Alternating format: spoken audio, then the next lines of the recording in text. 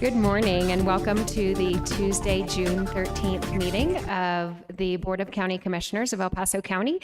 Today we're commissioners on the road, and we find ourselves in Lewis Palmer High School in District 1, which is represented by Commissioner Holly Williams. So I'll give some opening comments about that in a bit, but we begin each of our meetings with an invocation. And today, I'd actually like to deviate just a bit before Miss Donna LaBelle from Fervent Church leads us in our invocation. And I'd like to honor a dear colleague and friend of this community, Stephanie Finley Fortune, who passed away during the night last night. I would, if you would join us, if you would like, in a moment of silence for Stephanie, please, before our invocation.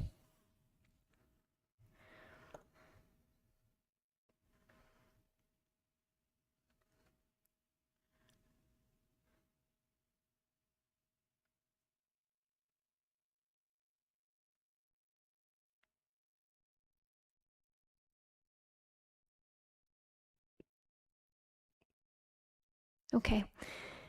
Thank you. Miss LaBelle, would you please lead us in the invocation? Stand if you would like. Thank you. Blessed are you, O Lord our God, King of the universe.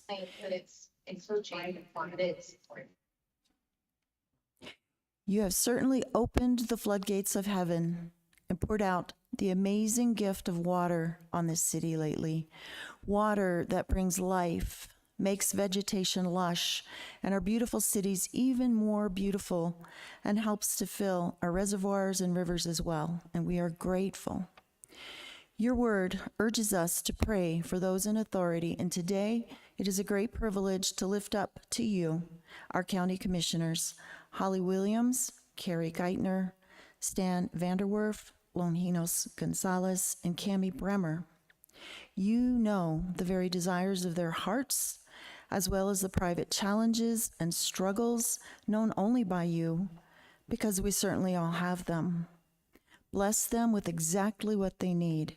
Protect their families and fill them with your wisdom as they make decisions that affect so many people. Help them govern with eternity in mind. With you, there are no coincidences, and I am compelled to ask this weighty request since less than 24 hours ago, I stood at the hospital bed of a precious friend along with her family and friends as her ventilator was removed and she breathed her last breath on earth. And I just learned, Abba, of Stephanie Fortune.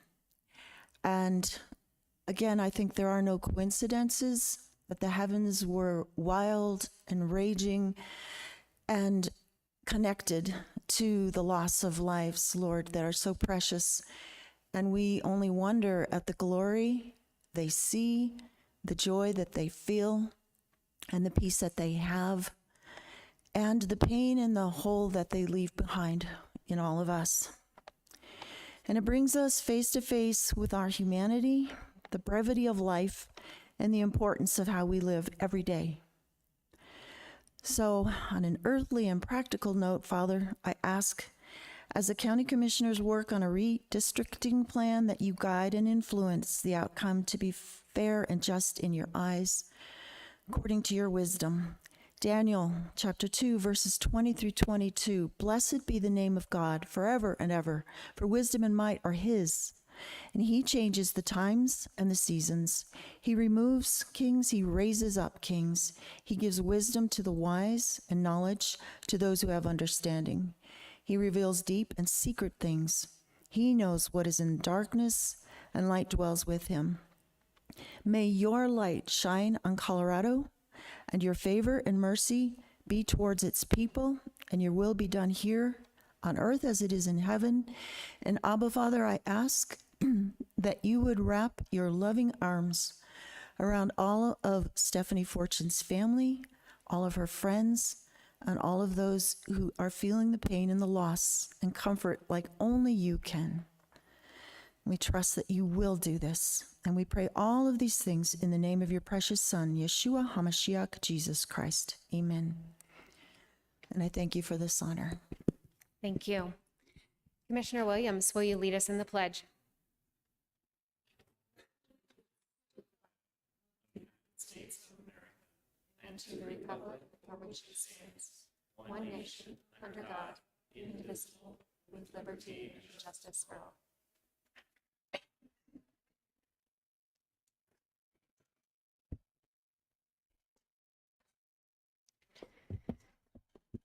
Again, welcome to our commissioners on the road. We are in District 1, and we have several other municipalities and entities that are encompassed in El Paso County out of District 1 represented here today. And I wanted to invite, our Mayor of Monument, Mr. LeKind, Mitch LeKind.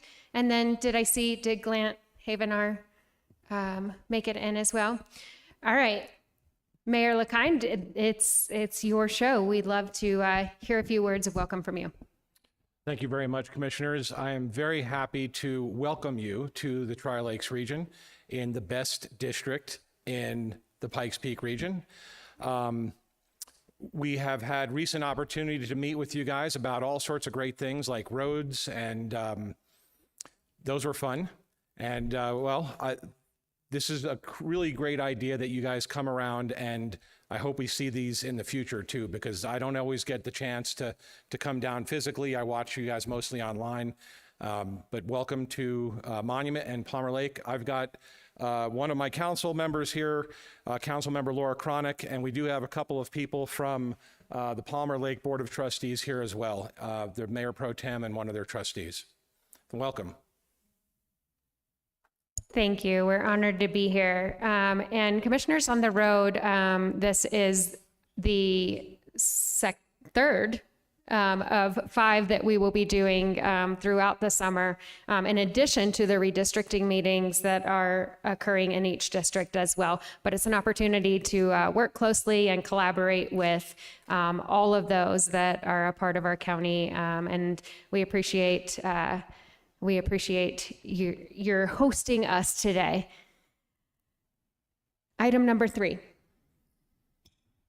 Item number 3 is staff emergency items, and I am unaware of any today. Item 4. Item number 4 is changes, postponements, and notice of the next meeting. I am unaware of any changes or postponements today, and our next meeting will be Tuesday, June 20th at 9:00 a.m. and again at 1:00 p.m. for land use matters. Item number 5. Item number 5 is the consent calendar, inclusive of items 5A through 5H2. Are there any members of the public wishing to speak on any item on the consent calendar? Any online? Hearing none, I will bring it up here for discussion, comments, and a motion. I will move approval of the consent calendar, items 5A through item 5H2. It's the bottom. I'll second. There we go. That has been moved and seconded. Any other comments? Okay, Commissioner Williams, Aye. Commissioner Vanderwerf, Aye. Commissioner Gonzalez, Aye. Commissioner Geithner. Aye. And the chair votes aye. The consent calendar passes 5-0. And that brings us to item number 6. Item number 6 is proclamation recognizing June 15th as Elder Abuse Awareness Day. Holly Williams, Commissioner, Board of County Commissioners. And if anyone who is here for this item number and this proclamation wants to make their way forward, we would love to hear from you after the proclamation is read. Okay, are we getting a volume up sign there, Jim? Oh, scroll the screen, please, Blake, so we're on to the next page. Thank you. Okay. If those from the Area Agency of Aging could come down, as well as anyone else from DHS who might be here, we would appreciate it. I move the following proclamation recognizing June 15th as Elder Abuse Awareness Day. Whereas June 15th has been designated as World Elder Abuse Awareness Day to shine a light on the problems of physical, emotional, and financial abuse of elders. And whereas the El Paso County Board of County Commissioners, the Department of Human Services, and our community partners recognize that senior citizens are valued members of our society. And whereas abuse, neglect, and exploitation inflicted on vulnerable senior citizens is an ever-increasing problem across all socioeconomic boundaries that resulted in 3,388 reports to the El Paso County Department of Human Services Adult Protective Services in 2022. And whereas combating mistreatment of senior citizens will improve the quality of life for all senior citizens in El Paso County and will allow them to live as independently as possible and contribute to the life and vibrancy of our community. And whereas senior citizens add value to our community by preserving its traditional and cultural values through volunteering, mentoring, and sharing their life experiences with younger generations. And whereas it is with thanks to community partners for their contributions in developing community-based prevention, awareness, education, and training programs to make El Paso County a greater age-friendly region that is welcoming, inclusive, and supportive of our aged residents. Now, therefore, the Board of County Commissioners of El Paso County, Colorado hereby proclaims June 15th, 2023 as Elder Abuse Awareness Day in El Paso County and urges all El Paso County citizens to join in recognizing and celebrating the many and varied contributions and accomplishments of our senior citizens on this day and throughout the month of June. Done this 13th day of June 2023 at Colorado Springs, Colorado, the Board of County Commissioners of El Paso County, Colorado. Cami Bremer, Chair, Carrie Geithner, Vice Chair, Lojinos Gonzalez, Jr., Member, Stan Vanderwerf, Member, and Holly Williams, Member, and attested to by Clerk Steve Schleicher. Thank you. Second. That has been moved and seconded. If I could have anyone here to speak on this, we can start with our Department of Human Services representatives, and then we have many of our community partners here that I'd love to hear from and be introduced to as well. Thank you. Good morning. My name is Eric Bidwell. I'm a manager at DHS, and I oversee the Adult Protective Program there. I want to thank the board and county leadership for your ongoing commitment to what we do to protect and assist at-risk adults in our community. You have long recognized the importance of human services and continue to support DHS staff. We're honored to continue to support the work of the county through our connections with clients and community partners. I also wanted to start this conversation a little bit different than I have in previous years that I've had the honor to be able to speak in front of the board related to elder abuse awareness. This year, this topic hits a bit more close to home than it has in years past.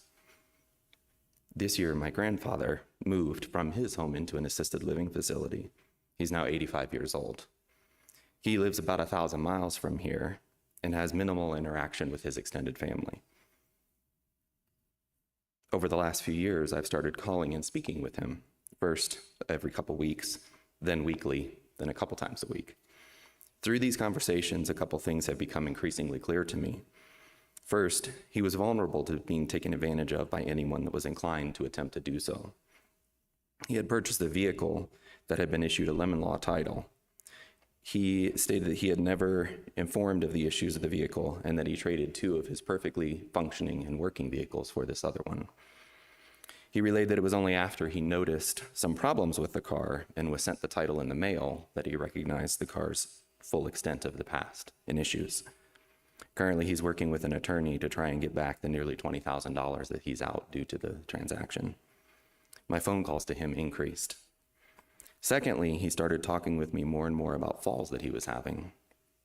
Initially, it sounded like perhaps he was just referencing the same fall multiple times during conversations with me. But over time, it became clear that he was referencing multiple falls, that based on his statements to me, he'd been having a fall every couple weeks for months. My phone calls to him increased. Finally, one day I called him, and he sounded a little different. He wasn't making sense, and he said he didn't feel well. I asked him to tell me what was going on, but all that he could relay was that he felt sick, and he tried to schedule a doctor's appointment, but they couldn't get him in for a few days.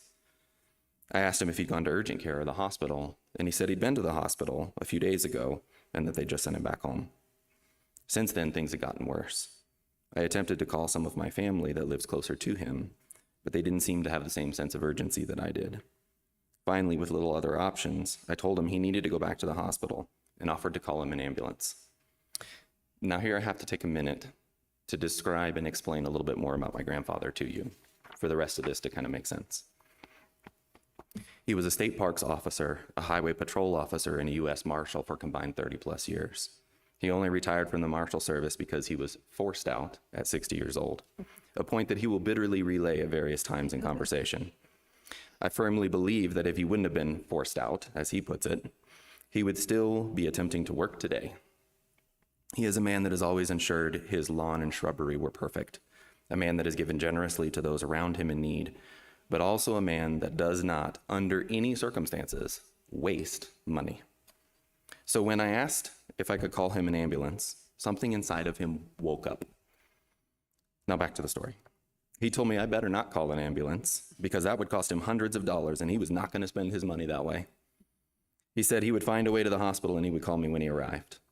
I received a call several hours later from a hospital staff member. They said, "Your grandfather's here.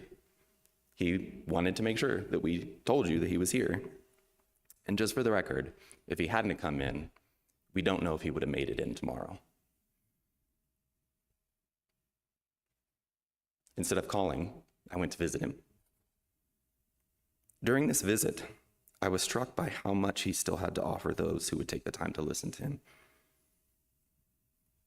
He's had life experience that is irreplaceable in offering wisdom and guidance to those around him. He still contributes to looking out for his neighbors and volunteers within his local church community. He pays taxes and cares about how the resources are spent and being used. In short, he's still a vital member of society as a whole. In 2022, as you had stated, there were about 100 more reports to the El Paso County APS than the prior year. I think this is encouraging because for multiple years in a row prior to that, the number had been going down. This population continues to be isolated from others for many reasons. It is our responsibility as a community to check in on these individuals and ensure they are well. Most importantly, it is our responsibility to protect and look after these citizens who have often contributed so much to their community and country. These are people who have served our country, supported their family and friends, have contributed to the legacy of our culture for decades. These individuals can be vulnerable, isolated, and sometimes without family to check in on them. I shudder to think of what may have happened had I not been consistently calling my grandfather during that last example. However, I'm also painfully aware that many of the elder population within our community do not have those strong family connections to help support their points in need. It is those people that we must be on the lookout for as a society and a culture. These individuals have often given so much to those around them, and now it's our turn to give back to them. A Adult Protective Services is an entity that is charged with investigating allegations made of abuse and neglect, and also providing resources to any elderly or disabled adult that they work with. We do this through the lens of least restrictive measures first, and an adult's right to self-determination. We hold these principles as foundational because all we do has to be first based on these concepts. El Paso County APS does all of these things with a consistently high level of excellence, and this has again been demonstrated through a recent review or audit that we had of the state of El Paso County Adult Protective Service Program. It is also important to mention that the Department of Human Services is only one of the many entities in our region that work with seniors and at-risk adults. These strong community partnerships really help stretch the safety net even further.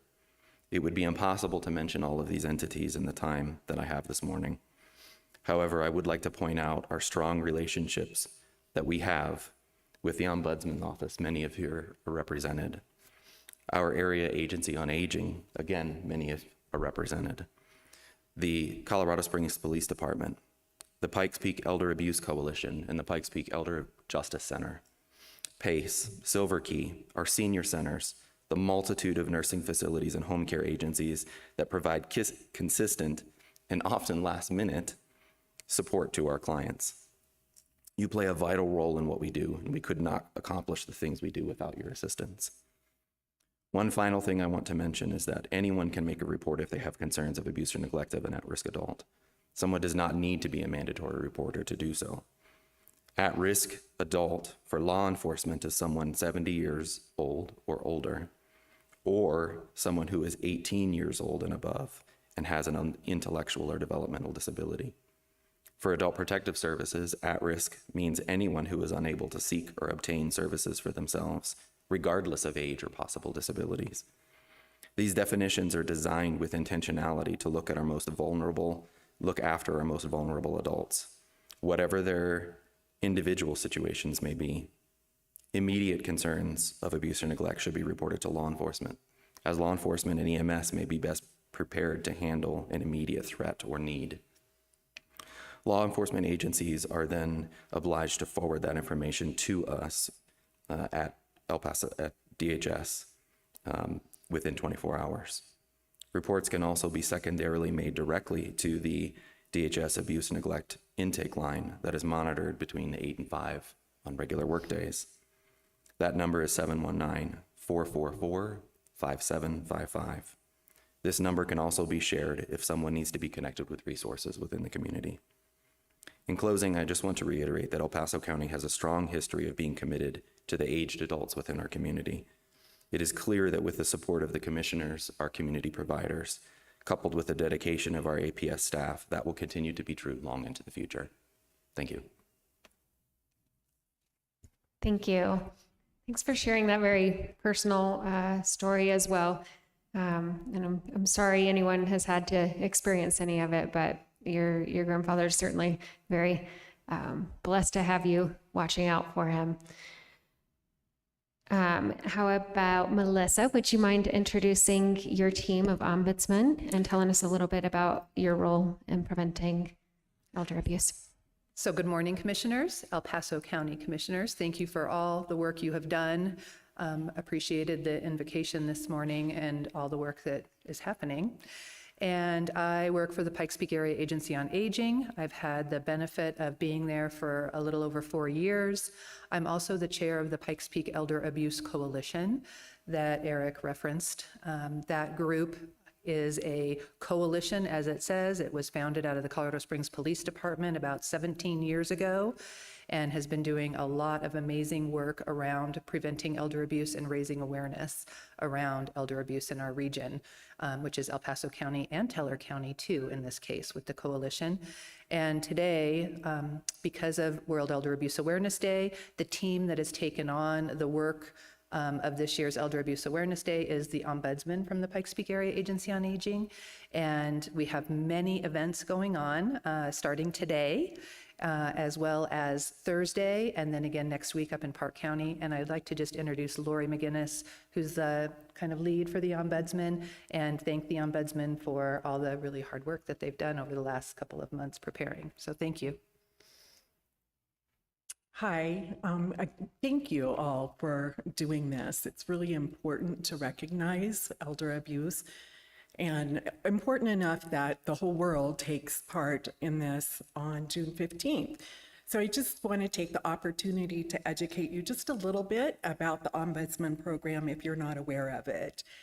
It is a federally mandated program through the Older Americans Act, and we are direct resident advocates. So we work directly with the residents in assisted living and nursing homes in El Paso and Teller counties. In El Paso, we have about 105 nursing homes and assisted livings. Throughout the United States, abuse and neglect is one of the top 3 most reported complaints to the Ombudsman's office. So we are responding to those regularly, almost daily anymore. And our criteria is a lot different than Adult Protective Services. So our goal is to go in and help the resident and or the family resolve that issue. So maybe it doesn't have to go to Adult Protective Services or law enforcement or even Colorado Department of Public Health and Environment for their complaint process. And then throughout those visits and complaints, we oftentimes can identify systemic issues and help work with the facility in resolving those so that better care is provided for the residents in those environments. So that's a little bit about what we do. And again, appreciate the opportunity to talk a little bit about that. And as Melissa said, we have events going on in all sorts of areas. So, and on June 15th, I encourage each one of us to take 15 minutes to educate ourselves or educate someone else about elder abuse and neglect in our communities. Thank you. Is there any other member of the team that would like to just quickly introduce yourselves? So I'll just quickly introduce the team. This is Marky, Robin, and Kathy. And from my team here, we have Alexa and Cassie and Sarah and Christine. Excellent, thank you. Do I understand that we also have a video that's a part of this presentation? I don't think so. Okay. All right, thank you, sorry about that. Well, thank you all for your work, for being here. And is there anyone else in the public wishing to speak on this item? Okay, with that, I will bring it up here for comments. Commissioner Vanderwerf. Thank you, Madam Chair. First of all, I just want to thank everybody that's here. Thank my colleagues for this proclamation. And I just think it's really great that we're doing this. It's important for us to do this and to recognize this work every year. And I think, wow, it's wonderful who we have helping us do this kind of work to protect seniors. Our Adult Protective Services in the county, the Elder Abuse Coalition, thank you. The Area Agency on Aging out of PPACG, thank you so much. And the Ombudsman, who I'm sure are all volunteers, but care very deeply about this cause and want to help seniors. That's really fantastic. And my mom is in this place, not suffering from elder abuse, but being elderly. And you know, a little of our story is she'd been saying for years and years, I love my house, I'm going to continue to live in my house, and I'm going to die in my house. How many times have we heard that? But none of her immediate family lived very close to her, so she was trying to survive on her own, and that eventually became really, really problematic to a point where she had a pretty serious life-threatening medical problem that she ended up being in the emergency room in the hospital. And while that was a terrible experience, it was also a blessing in disguise because it convinced her she really can no longer take care of herself. So she's in assisted living right now at a wonderful place, a Sunrise House. You may know the company. I think they're nationwide. This is in New Jersey, so I think I'm 1,600 miles from where my mom lives. But I call her every Thursday. And I've been doing that now for a decade. And you know, we all go through this. I lost my father a decade ago, but my mom is still there, and everybody loves their mom. And it's always a fun conversation because she'll ask me, "So how are you doing? Is the family okay?" And I tell her, and then about 3 or 4 minutes later, she asks me, "So how are you doing? And is the family okay?" And I tell her again, and we go through 3 or 4 rounds of that. But you know what that means is her dedication, you know, to the family. She loves her family. And that's just really, you know, a wonderful thing. So I love talking to my mom, even though it's kind of repetitive.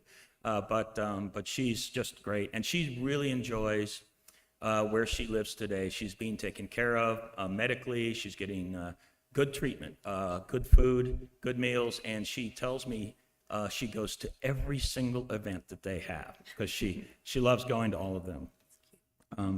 So I just think that is all great, everything that you're doing, and we need to find those. And I can tell you in the 6 years that I've been a county commissioner, I actually have given a couple referrals to the elder abuse team or to just DHS at large, somebody that just needed help. And there are a lot of resources available. And, you know, for people to kind of live full lives as they go on, you know, it's just fun to be out in parks. And we have now, many of you may know, this Trailability program, these little 4-wheel drive, wheelchair-looking kind of things. And gosh, I don't qualify to be in one of those, but I want to drive one of those things around. They look like a blast. And this board and El Paso County does invest quite substantially in both this process and also ADA activities to help people live their lives more fully. And I'm very proud of that. So I'll just finish by kind of repeating this because I think it's so important. I hope the newspaper picks this up, But the number for our elder abuse hotline, 719-444-5755, and the email on the El Paso County website. There is a referral form there that you can pick up and submit that referral form if you think somebody needs some assistance. Please, please don't hesitate to do that if you really feel somebody's out there that could use a little help. Thank you again for everything that all of you do. Commissioner Gonzalez? Thank you, Madam Chair. I just want to thank the team for coming out. Got to learn a bit. I didn't really know about the Ombudsman program, so thank you. I can't say that right. But so it's very interesting getting to learn about that and the advocacy you do and the advocacy of everybody. And so appreciate this and bringing awareness to this today. Thank you. Commissioner Geithner? Thank you. Thank you so much for being here today. Really also appreciate your story. I think that highlighting a personal experience with an individual that you obviously care about reminds us of all of the folks in our lives that we care about. I think it's an important proclamation for a couple of reasons. One, yes, we want everyone to be aware of this and thinking about this and understand how vulnerable that people can be in our community as they age. But I also think, as I was sitting here hearing your story and thinking about why this is important, it reminded me that in a day of fast-moving technology, where I think more and more people are turning to TikTok or Instagram for advice about life and what's going on in our society, that we have truly lost the ability to connect, and especially with some of those in our community who have the most experience. And so not only is it important to have those conversations for their benefit, but for ours, that there's so much to be gained by hearing the wisdom of those who have been before us. And I think that there's an opportunity for us all in our daily lives to remind the culture of that, to have those conversations about how valuable that those members of our community are, especially our family, as things have continued to change. And I'm going to gently chastise, and I won't name names, but I have heard on more than one occasion organizations in our community say things like, "This isn't your grandma's Colorado Springs." And I find that deeply, deeply offensive. It has troubled me because what is wrong with grandma? So I think that it reminds me, and I hope that it's a reminder for all of us, how important it is for us to be aware of the way that we talk about those in our community, the way that we talk about those among us who have so much life experience, even if we don't agree with them all the time, that they have a lot of very valuable insight, and that it's important to continue to keep them as an important part of our society. I know that through the years, I have sat down with constituents. Oftentimes, when you go knocking on doors to talk to people, there are a lot of people who are older and don't get out as much, and they're very happy to have a conversation and tell you lots of things. And I have found so much joy in those conversations, unexpected joy of stories of things, veterans and just people who have gone through things that I've only read about. And to hear their individualized perspective is just truly life-changing. So just my little note on thinking about how we move forward and think about those in our community and do the very best to honor them, and that is a big part of when we continually honor them, value them, speak to them, then we will automatically look out for those things in our community that they may be struggling with. So thank you so much to all of you for what you do and for being here today. Well said, Commissioner Geithner. Thank you. And as our tradition, I will let Commissioner Williams wrap up the comments, so I'll give mine now. Thank you for the hard work that each of you do. I know we've got a couple more who have showed up from the DHS team. Thank you very much. We do these proclamations to raise awareness. And sadly, elder abuse is something we have to raise awareness of. But I'm so encouraged to hear that that essentially we have what the child welfare world calls a differential response. We have that for our seniors as well, in our partners and those of you who are trying to ensure that it doesn't get to the point of elevating to a DHS case. And I think that's the real story here today, is that our Department of Human Services does a great job of protecting our adults at their most vulnerable point, and when they need it in the last the last efforts to ensure that they have all the things we're trying to protect for them, their dignity, their welfare. But before that is a whole community of services and supports that can ensure that our aging population can continue to be happy, healthy, productive members of our community and involved in their own communities. And I think that's it's heartwarming for me to hear and see that, because so often the images of elder abuse are, it's preventable and we can't catch it all, but between all of you working together, I think we're giving seniors in this area a huge advantage. One other little anecdote, I'm actually a CNA, and as I consider what my life looks like after this type of public service, I very much know that one of my favorite places in the world to be is inside a nursing home, and helping those using my skill sets to help them as they navigate a new life stage for them, oftentimes. And I find it incredibly fulfilling. And I'm grateful for those who choose to work in those environments, who choose to sit down and listen, who choose to give of themselves and their skills and talents professionally in that way. And I know that's also a huge need in our community. I hear from the workforce development team all the time that we need more CNAs, we need more patient care technicians, and so it's a whole spectrum. I guess that's what I'm trying to say, and we all care deeply about it not getting to a point of reporting abuse. But I am grateful that this county has an excellent team that's standing behind ready to catch those, and the more we can help our citizens understand and be aware that it's real and it is a problem, the better off we will all be. With that, Commissioner Williams. Thank you. I always appreciate the opportunity to sponsor this proclamation. Both of my parents have passed away. My mom passed away in 2017. Eric, I appreciate your story. I've had my own personal story as well. My mom and dad, Depression era families, where they never knew where the next meal was coming from. My mom could buy fabric at a store and sew a dress for the next day to wear to school. Very, very frugal individuals. Then they hit the 60s. My dad was a civil engineer in the 70s, and they started making money, had a bigger house.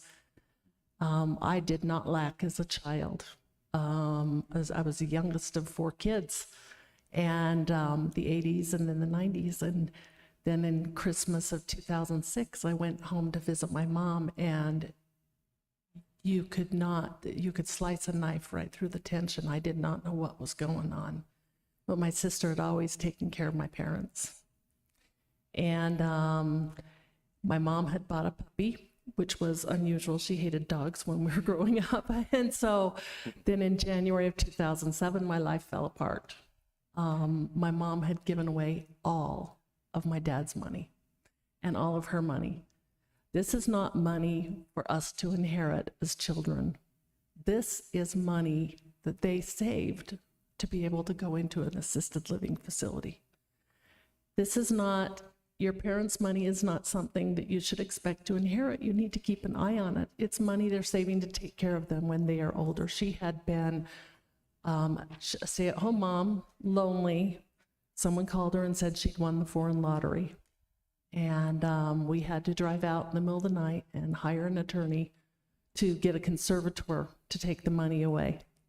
And any access she had to the money. We still didn't do it right. When you do that, you should have an outside family member be the conservator. So it was 10 long years of stress, and I could no longer talk to my mom about financial issues. She was my best friend. I couldn't talk to her about what problems I was having, because if I told her I was having a financial problem, she would call Johnny in Jamaica and ask when she was going to get her winnings from the foreign lottery. It's a joke. It is a scam.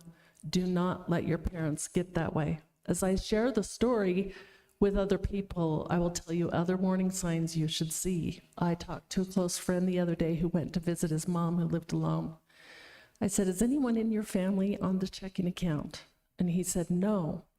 I said, perhaps you should just ask her gently if you could review her checkbook. And this comes from both political parties as well as nonprofits. I had a friend who, when she took over her mom's finances, it was books and books and books of $25 checks to the Republican National Committee, the Democrat National Committee, because she was afraid if she didn't write the $25 check, she would be audited. Then it was also every nonprofit in the region that she would write a $25 check out to. And it was pages full of those. So in my advice, why I always ask to sponsor Elder Abuse Awareness Day is because I know how it split our family apart. I know that it's nearly impossible to talk to one of my brothers. The other brother we're trying. We did not come together. I know another family, and I was so jealous of them at the age, Dad was 85 or 82, they all got together and prayed and decided how to take care of him. That didn't happen in my family. Instead, we have division and relationships that are permanently altered because of what happened. So I think it's important to make sure you check in on your mom and dad. It gets lonely. They may have been perfect when they were young. The financial judgment is the first thing that goes. Ask your mom and dad if they're still in their 60s, when can I talk to you about taking the keys away? When can I talk to you about being added to the checking account? Tell them my story. I will personally call them and tell them what happened. My daughters come to visit, and my 2 daughters know that they're in charge of taking my keys away. And so they always insist I drive with both hands on the wheel and stop talking and put the cell phone down because, Mom, we're in charge of taking your keys away, which is a fun thing to hear them say.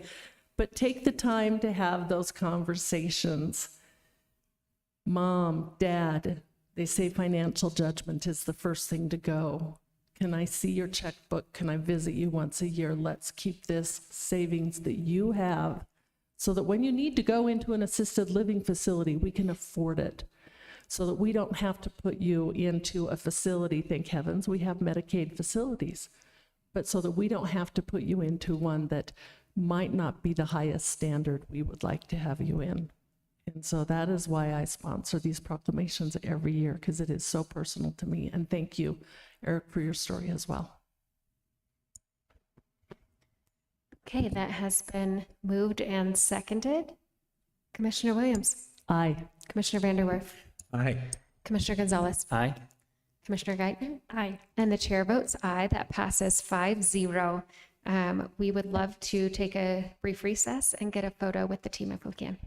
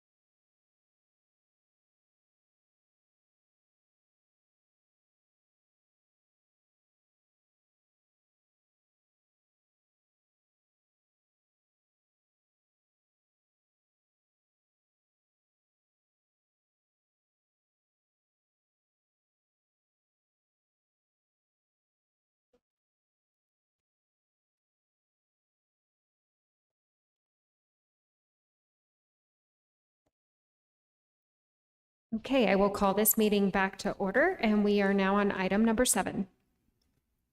Item number 7 is proclamation recognizing Juneteenth, 2023. Carrie Geithner, Vice Chair, Board of County Commissioners. I'd like to move the proclamation recognizing Juneteenth 2023.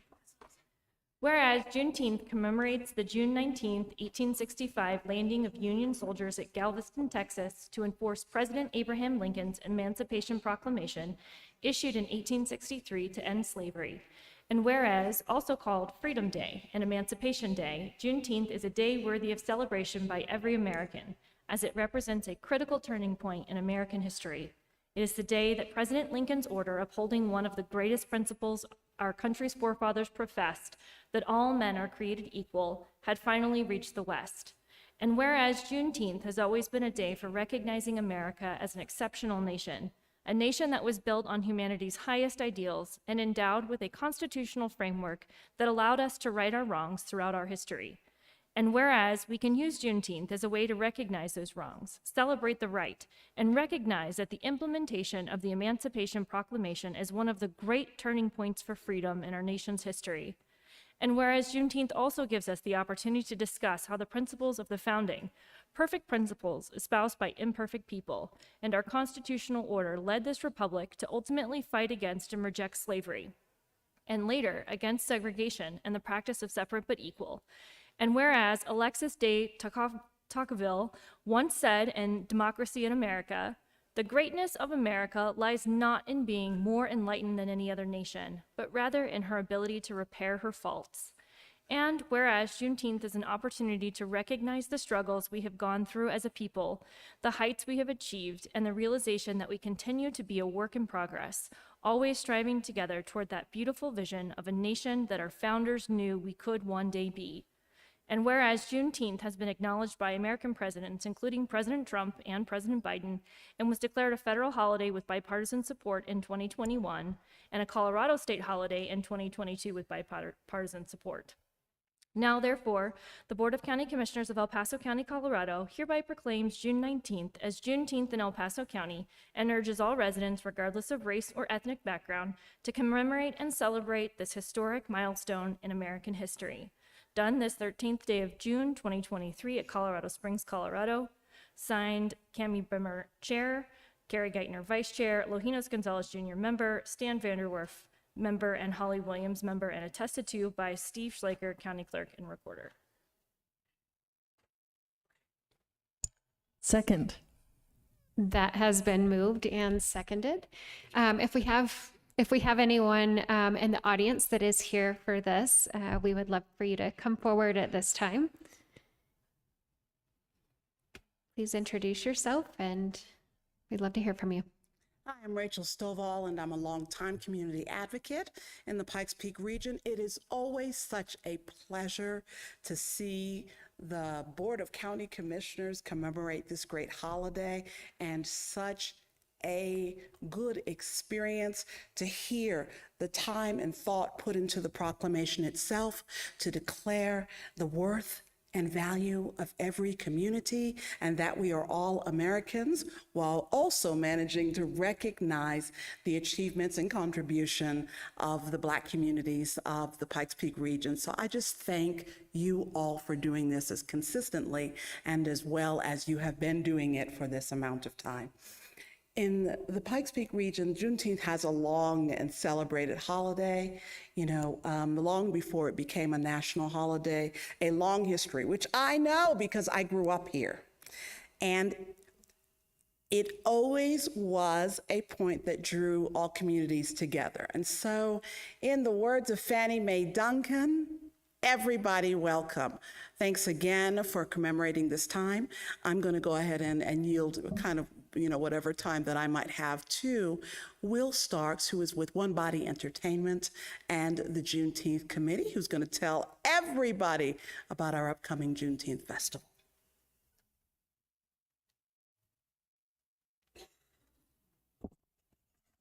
Thank you, Rachel, and thank you guys. My name is Will Starks, and I am a part of One Body and one of the founding members of the Southern Colorado Juneteenth Festival. This will be our third year, and it's going to be June 16th through the 18th at America the Beautiful Park. We're just going to celebrate the moment and celebrate the people and celebrate the community. We have plenty of events from entertainment, live music, stuff that shows heritage things as far as the Black Americans go who were freed. So yeah, I knew they were free. So yeah, just the celebration. We also have on actual June 19th at the City Auditorium, we have a celebration, just a commemorative and just wrapping up the weekend. So it's gonna be a long weekend for me. But I thank you guys again and hope to see all you guys down there. Is there anyone else wishing to speak on this proclamation? I know we had someone potentially joining us online. Okay.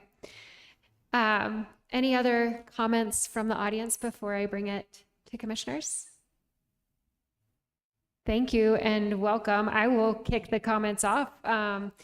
We're excited, and I'm sure you will be tired and exhausted at the end of a celebration that should be had.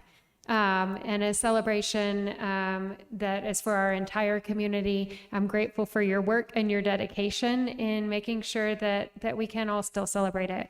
We've come a long way, and we still have further to go. And you're keeping this, I said in the last proclamation that, we do this for awareness.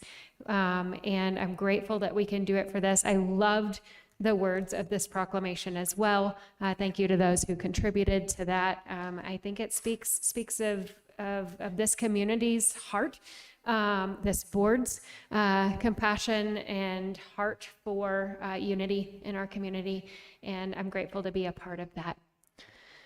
Commissioner Gonzalez. Thank you, Madam Chair. Thank you for coming out today. I really appreciate what this proclamation stands for and what the holiday, now a federal holiday, stands for, and want to give my appreciation to all the great work. I've been going to these for several years. I remember when it was in the Southeast, as somebody who's a big supporter and defender of the Southeast and advocate for the Southeast community. I remember going there, but I think they found a really good home there at the America the Beautiful Park. And so I will be speaking there, I believe, Sunday afternoon. As part of the events, and I'm looking forward to attending again. One of the things I always look forward to is going to this event each year and what it stands for. So thank you and God bless. Commissioner Williams.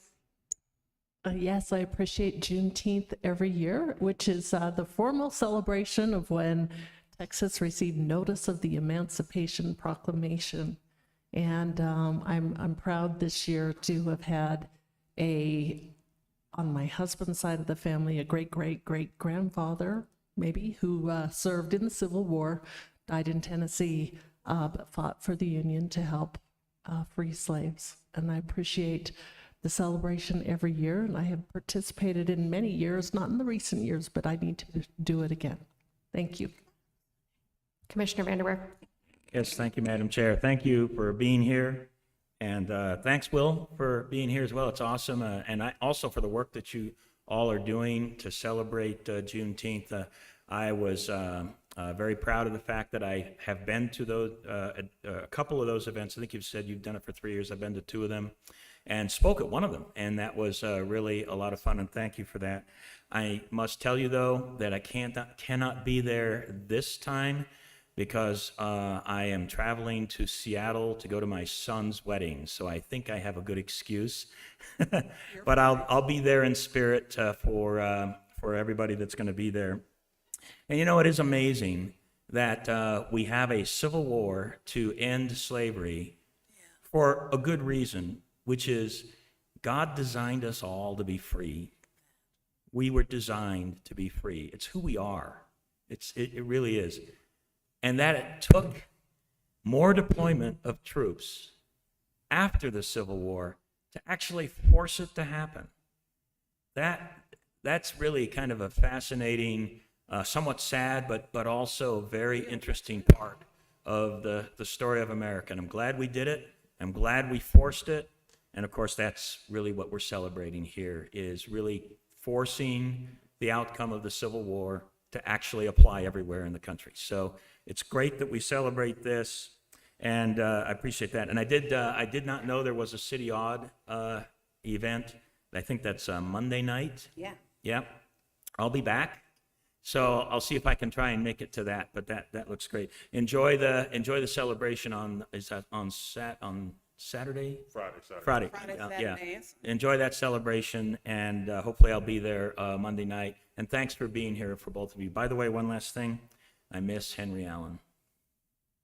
He was a great guy. I know that's right. Yeah. All right. Thanks very much. Commissioner Geithner. So this is such a great celebration, and I appreciate you being here and everything that you are doing to celebrate this in our community. I think it's very easy when we look back in anything in history to be more saddened, but I tell you, this is hope for me, because this means people change, things change, and we have the courage and conviction to do what is right in this nation. And so I am so pleased to hear about all of the events. I am going to pray that it doesn't rain for you guys, and that maybe we will get some sunshine for your events.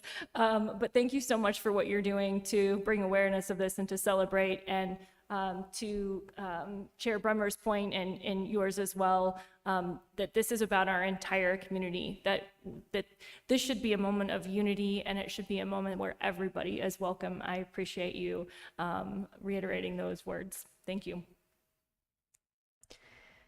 Okay, really quickly, is there a website or place that people, community members can go to find out the list of events and schedule? Yes, you can go to csjuneteenthfestival.com. csjuneteenthfestival.com. That's correct. Yeah. All right. Thank you for sharing that. Okay, with that, I will call the roll. Commissioner Williams. Aye. Commissioner Vanderwerf. Aye. Commissioner Gonzalez. Aye. Commissioner Geithner. Aye. And the chair votes aye. That passes 5-0. And we will take a brief recess to do a photo.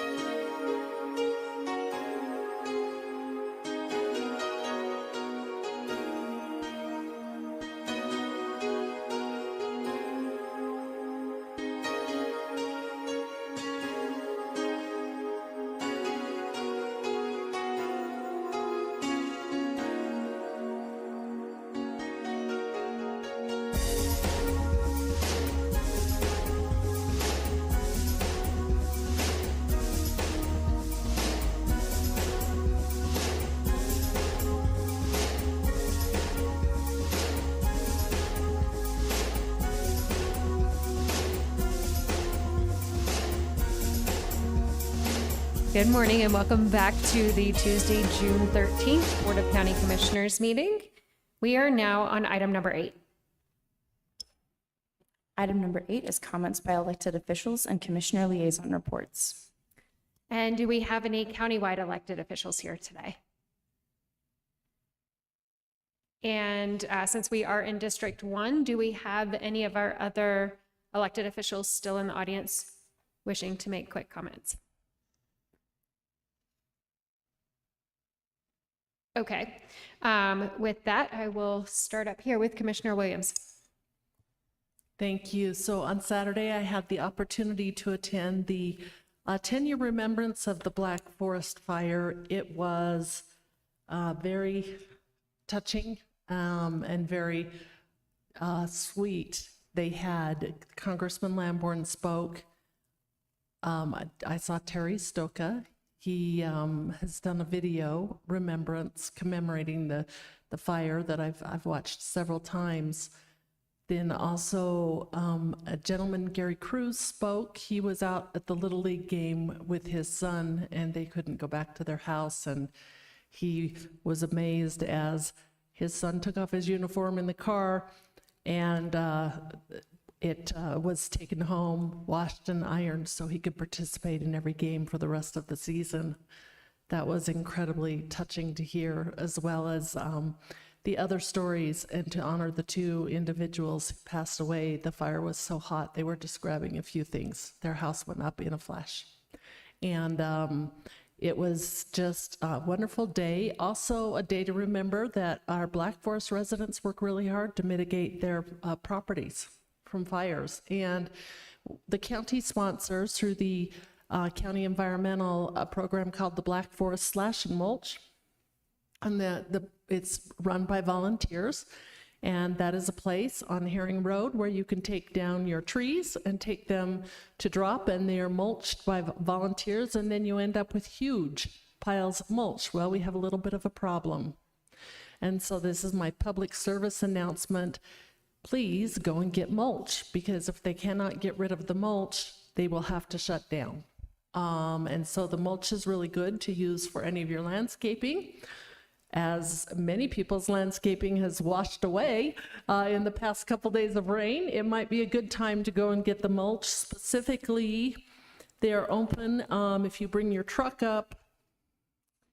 They are open for mulching operations on specific days, and they will load it in with a front end loader. It's $5 a bucket, and I believe they're open, it's June 3rd, 10th, 17th, and 24th. So those are all Saturdays, if I am correct. Phone numbers that you can call specifically is you may call our county environmental office at 520-6785 and speak with Kathy Andrew. And also too, if you are a member of the building committee, they will make special arrangements for you to go and take mulch into your properties, where you can use that for landscaping of trails. This week I have the Pikes Peak Area Council of Governments. I have the Pikes Peak RTA. Also, we had a redistricting meeting last night, and let's see, I know it's Small Business Week. I have a few other meetings on the calendar. I just wanted to say I just remember 20 years ago going with Stephanie Fortune to the chamber trip in DC, and what fun we had. We have truly lost a gem in our community. She was an amazing person, loved this community with all of her heart, and worked so hard. Everything she did was to benefit this community, or when she worked for University of Colorado at Colorado Springs to build up that school. And she'll be greatly missed. My prayers are with her husband, Kent. Thank you. Commissioner Vanderwerf. Thank you, Madam Chair.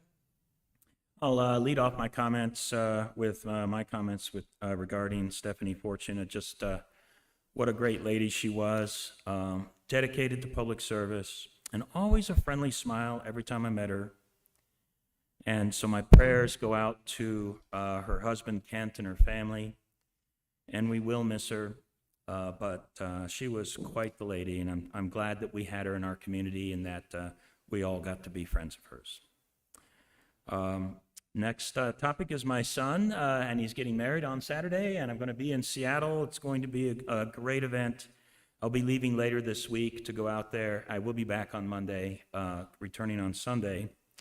And that will be the first of my kids that's getting married. So it's a new stage in life, kids getting married. I'm looking forward to it. With regard to other things going on, I just tell my colleagues I will not be able to be at the PPACG meeting tomorrow. I just had some things I had to get done before I traveled to go to my son's wedding, and I just won't be able to be at it this time. I will be able to make the Park Advisory Board meeting tomorrow afternoon.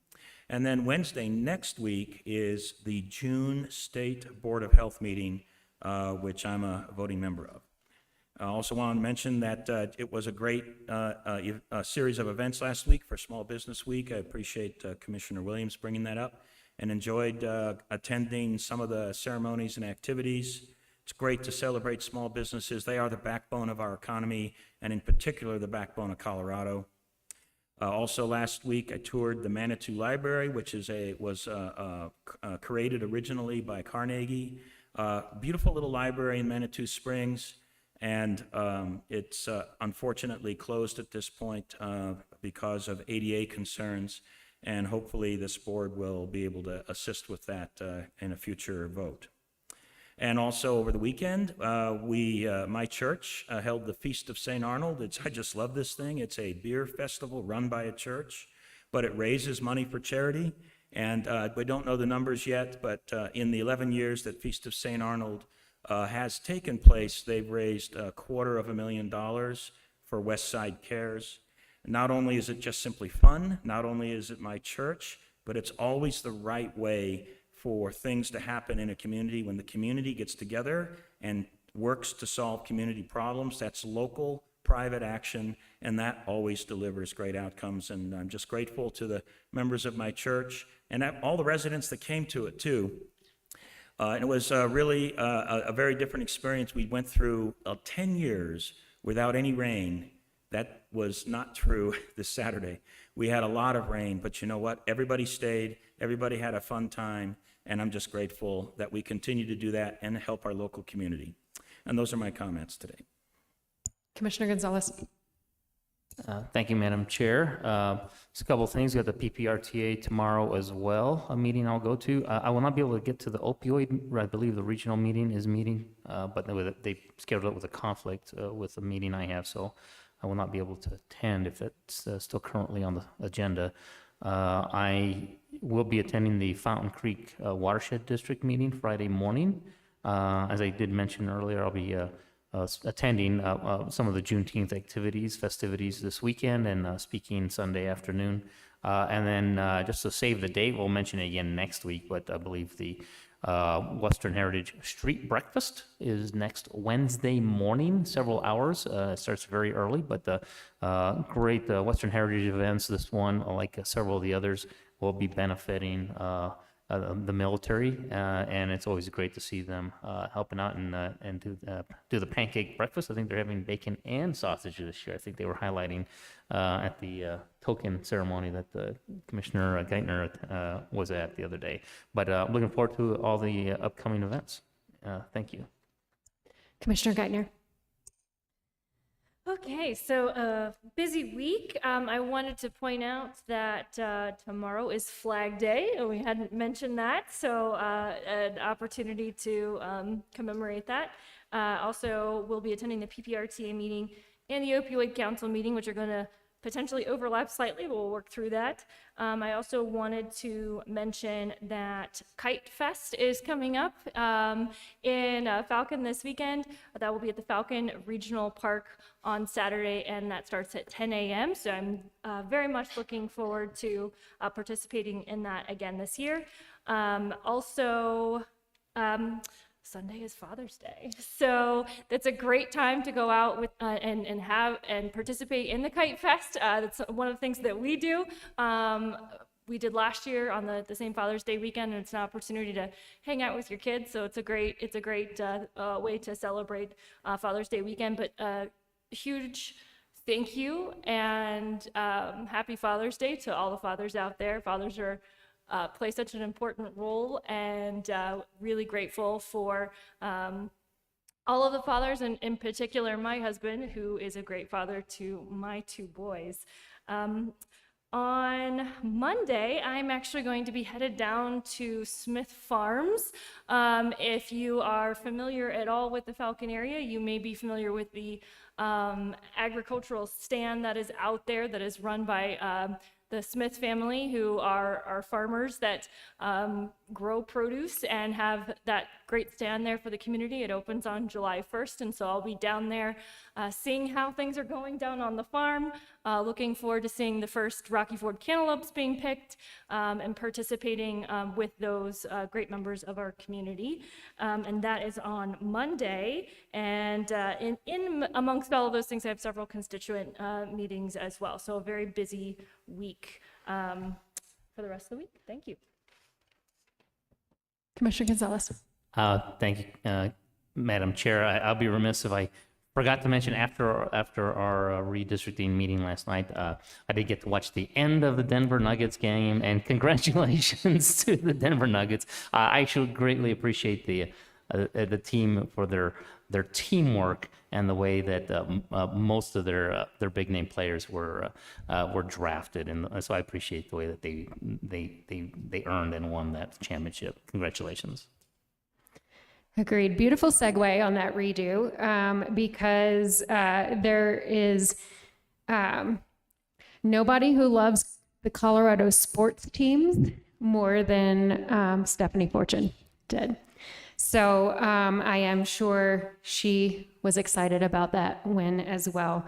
I'm going to keep my comments to that this morning, and thank you for participating in and indulging me in that last minute throw in of a moment of silence early in the meeting. Truthfully, at that moment, I wasn't quite sure if I could survive running this meeting and chairing it without having that deep breath myself. But it gave me some time to think about her and her legacy, and I'd like to keep my comments just to that this morning. We share a lot of the same calendar invitations, and those are always available otherwise as well. But, Stephanie, there are so many more leaders, young leaders, women, and men in this community who have benefited from the way that Stephanie rallied, encouraged, and mentored so many. She was responsible for kind of taking me under her wing with another group of women whom I have affectionately called my 3 wise women, in times where I needed to consult with somebody about whether it was in my personal life or in this work that we're all called to serve and do well with. And she was a wonderful mentor and person for me to bounce ideas off of. And as I got to know her, I realized how many others in this community there were that she had done the same thing for. Her leadership was inspiring and courageous, and no doubt that she approached her health hurdles with the same people-focused, grace-filled, collaboration-building tenacity that is so very Stephanie. Our community is grateful, and we've lost a true community champion who did a lot of great work really throughout the state, not just for our community, but leveraged her connections throughout the state and nationally to ensure that this area that she called home could receive the benefits of that through her connection. And from this place as a current elected official, I find that a lot of people more recently know of Stephanie as her, as a city council person appointed to fill out the term of Richard Scorman. And honestly, the grace with which she accepted that, the way that she immediately began to tear down some walls, and just be who she was and lead as only Stephanie could in those times was really quite inspiring.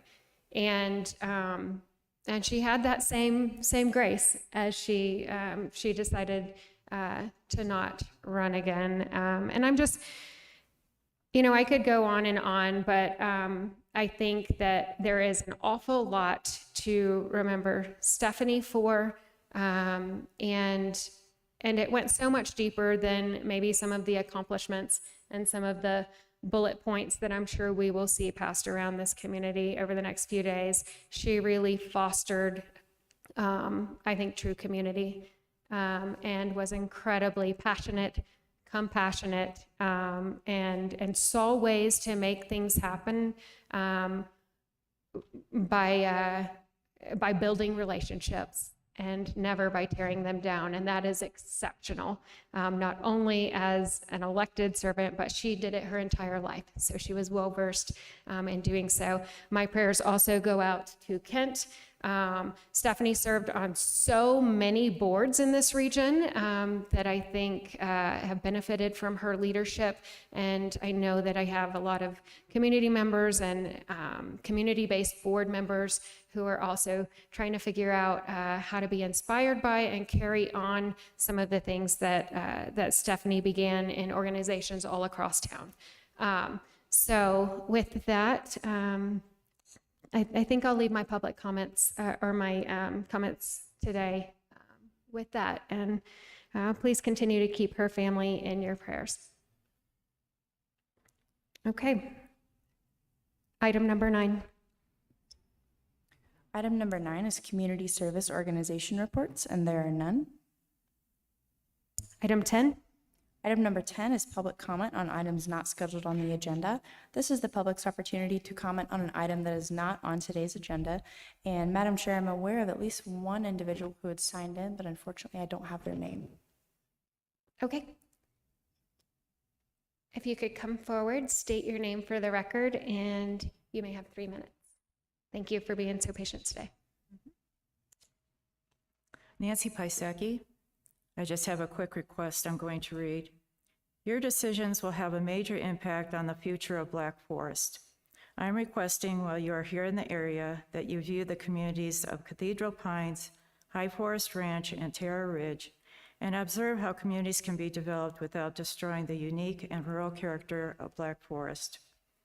What you won't see are any 60-acre commercial complexes, a hotel along with attached housing and rental units, a 50,000 square foot fitness center, clubhouse, and now a 30,000 square foot convention center. What you will see are communities that are compatible not only with each other, but with the master plan. I hope you will honor my request so that you will understand going forward what compatibility and a balance of growth and preservation means in Black Forest. Thank you. Are there any other members of the public wishing to speak on an item not on the agenda? Any online? Okay, hearing none online. Item 11. Item number 11 is the call-up consent calendar, and there are no items called up today. Item 12. Item number 12 is a request to waive the neighborhood survey for the application by the Prime Cut at Latigo LLC, DBA The Prime Cut at Latigo, for modification of the premises located at 13710 Hallelujah Trail, Commissioner District 2, Bridget Rowe, Clerk to the Board Specialist.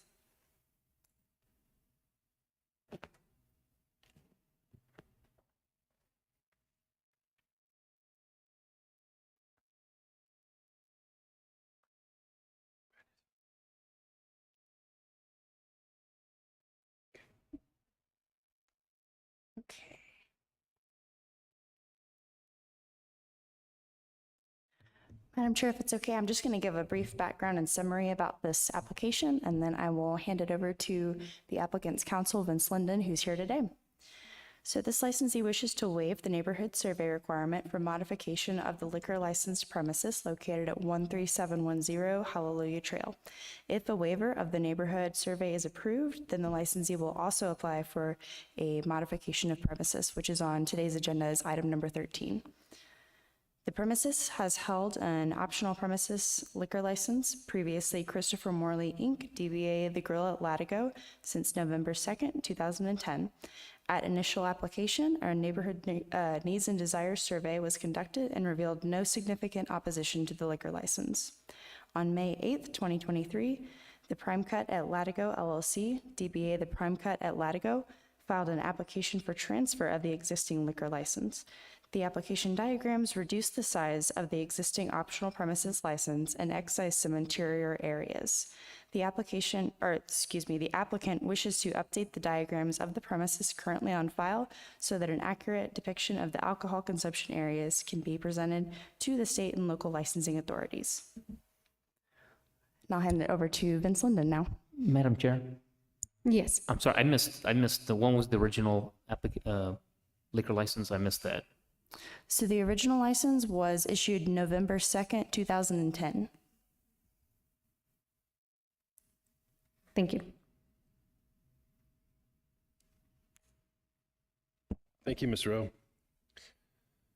My name is Vince Linden. I'm attorney for the applicant, the Prime Cut at Latigo LLC. Present with me is Elizabeth Faraci, standing next to Ms. Rowe. I apologize for that. Ms. Faraci is the owner of the applicant entity. She purchased the existing liquor license, as Ms. Rowe informed you, in May of 2023. That existing liquor licensee had conducted a neighborhood survey. I don't know if you're familiar with this location. I certainly wasn't until I went out there. But it's the Latigo Trails Events Center. Ms. Faraci worked there for 6 years before purchasing it from the prior owner, and they came to me actually mutually and said, can you help us with the business transaction and the transfer of the liquor license? So one of the first things I did was contact Ms. Rowe, because when you purchase a liquor license or transfer a liquor license, you can only take what's existing, what you've previously approved. So if you take a look at the existing liquor licensee's diagrams, this is what was submitted in 2010 for an optional premises license. And an optional premises license is a nice license to have because it allows you to consume and sell and walk around with alcohol within the defined premises. And the defined premises can be indoor and outdoor, so it can include buildings within the boundary area of the liquor license. So I looked at that and really couldn't understand it as much as I would have liked to have used it. And what we did is come back, and in talking to the owners of LTEC, is what I call them, Latigo Trails Events Center, that's an overview from Google Maps of the actual property itself. That reduces substantially the premises of the resort area for purposes of liquor licensing, whereas before the original applicant had the entirety of that area going all the way up into the streets. We've reduced it. We removed the the pavilion center from the license. So this is a more accurate depiction of the property as used for purposes of liquor.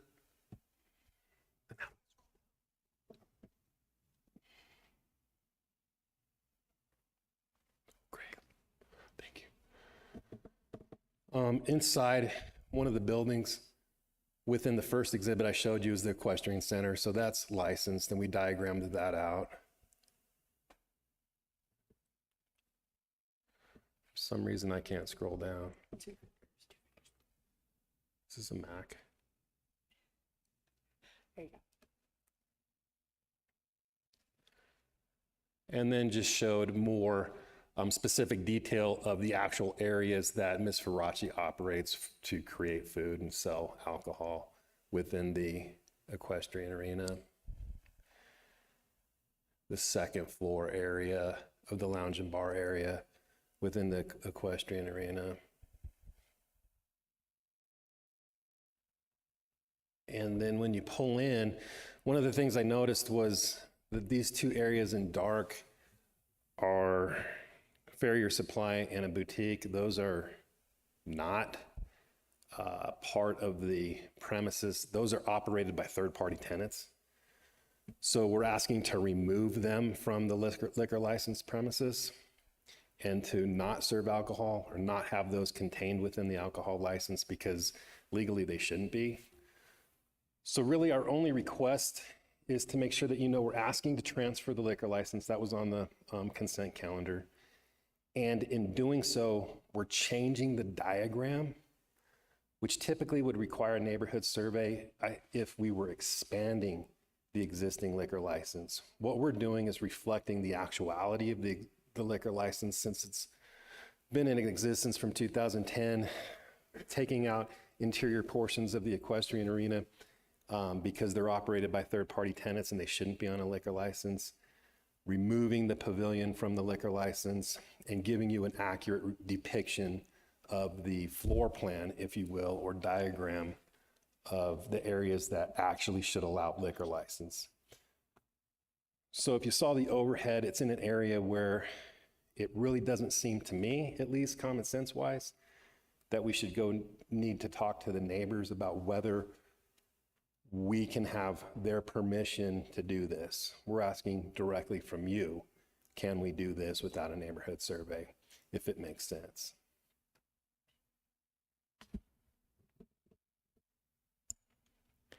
Okay. Are there any members of the public wishing to speak on this item? And Ms. Rowe, can you confirm that this is the background information for both 12 and 13, but you need two actions taken with separate motions, correct? That's correct. There should be two different motions for 12 and 13. So if the board decides to not approve item number 12, then I will be withdrawing item number 13. Okay, thank you. But we've heard all of the information we need to consider this. Okay. With that, are there any members of the public wishing to speak on this item? Hearing none here in the auditorium. Any online? Okay. Discussion? Commissioner Geithner.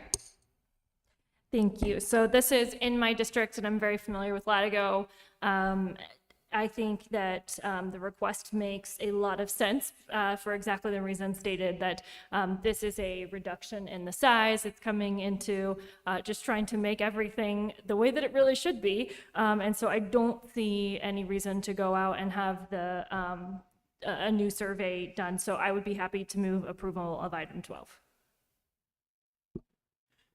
And I'd like to make a motion, or make a second for that, and just provide a quick comment. I appreciate your coming forward and working with us, going through a vote process and working on getting this license more in conformance with law. So I appreciate that. Voluntarily doing that means a lot to me. So I appreciate your going forward with that. Thank you. Thank you. Commissioner.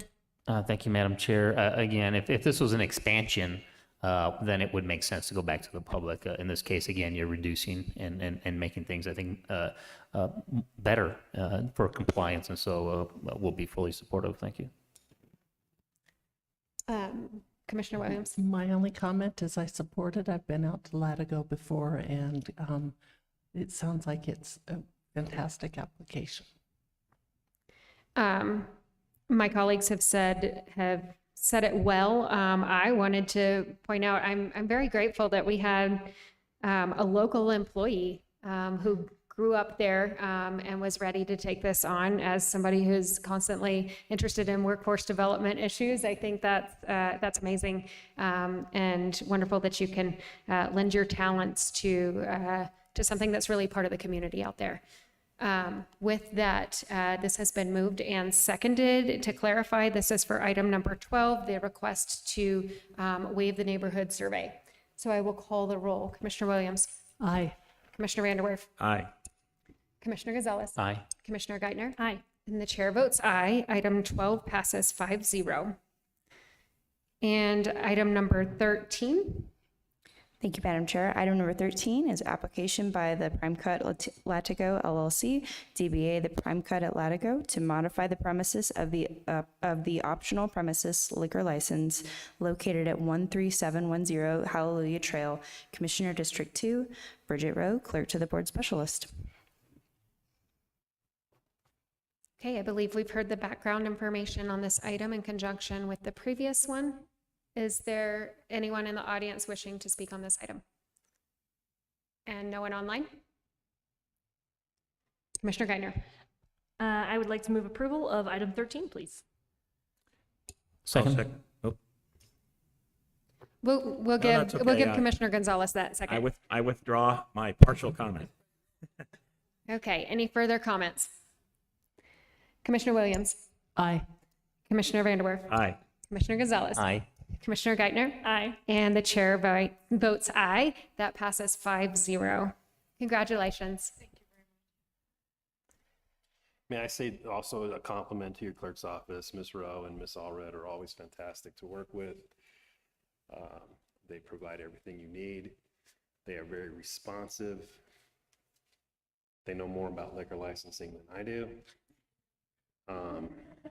It probably is true at this point, but it's really nice. I mean, liquor licensing can be gray, it can be complex, it can be straightforward. It's certainly not rocket science, but you do need to dot all the I's and cross all the T's. And what I would worry about for a client like this is inheriting something that was not properly situated within your files. And then on the off chance that the state or your own enforcement goes out there with a diagram and says, what is this? And she has no idea what's even going on because the attorney's behind the scene or a clerk's office approves something. So I am glad that she got it corrected, that it sits good in your file, but it's just so nice to work with this clerk's office because if I say, hey, Bridget, would you mind sending me a copy of the existing diagram? Boom, 5 minutes later, it's on my computer. Versus many local government agencies where you have to drive up there or you have to set an appointment to even look at a file. And so it operates very quickly, and I certainly appreciate it. Thank you, Bridget, and the entire staff in the recording department. Thank you. Congratulations. Thank you. Item 14. I'll read that while Bridget's coming up, if that's okay. Item number 14 is department and committee reports and non-action items. Item 14A, legislative recap. Ryan Parcell, Executive Director, Governmental Affairs, and Brandon Wilson, Legislative Affairs Assistant.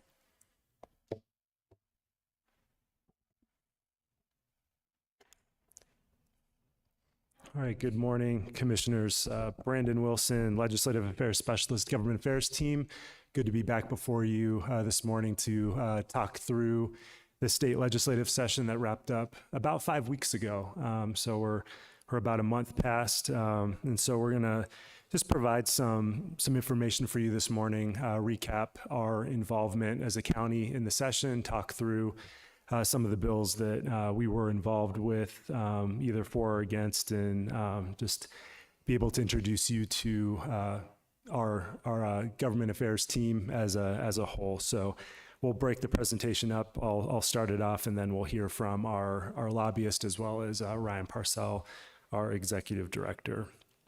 So the state legislative team, obviously, for the past few years, since 2015, Mike Beasley has provided lobbying services to El Paso County. He's the president of 5280 Strategies, and he has a amazing assistant, Dylan Pepper, who assists him for the past few sessions to provide El Paso County with just top-level consulting services. For the past few years, we've kind of split state and federal legislative initiatives, and Commissioner Geithner serves as our state liaison, and so just kind of that point of contact for us. Obviously, we work with the entire board as we talk through legislation, but Commissioner Geithner is kind of that initial point of contact for us, and both her and Commissioner Gonzalez also are heavily involved with Commissioner Williams as well with CCI. Ryan Parcell is our director, myself as a legislative affairs specialist, and then Mike and Dylan. As far as the recap for the session goes, you can see session ended about a month ago. 617 bills were introduced, which is tracking usually with what we see each year, pretty close on the House and the Senate. We tracked roughly 52% through reports that were sent by Mike and team each week to us, and then a subset of those bills we ended up taking a position on. So we ended up with about 25 positions this session, which was about in line with what we did last year. So we can see the positions that we did take here, House bills and Senate bills.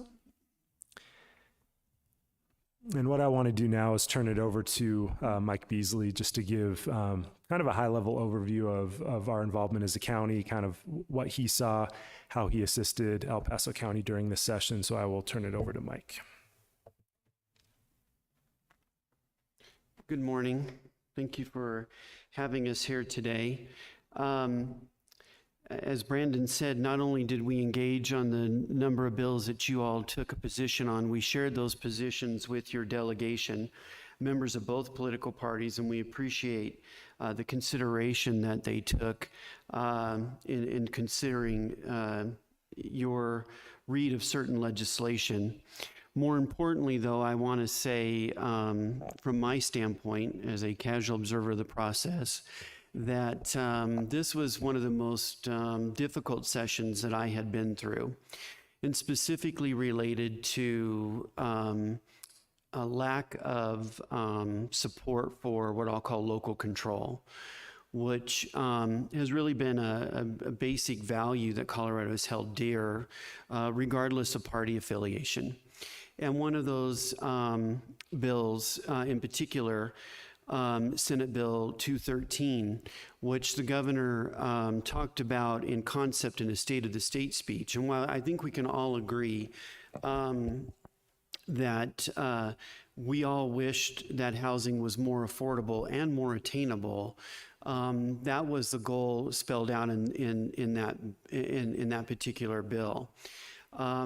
I will say that it was the most impactful legislation, land use legislation that I've seen in the time that I've been around the legislature. And I think going back to House Bill 1041 in the mid-1970s, the most impactful period. And you're familiar with 1041 powers. That's where that to me is what had the same impact on the way you and your communities grow.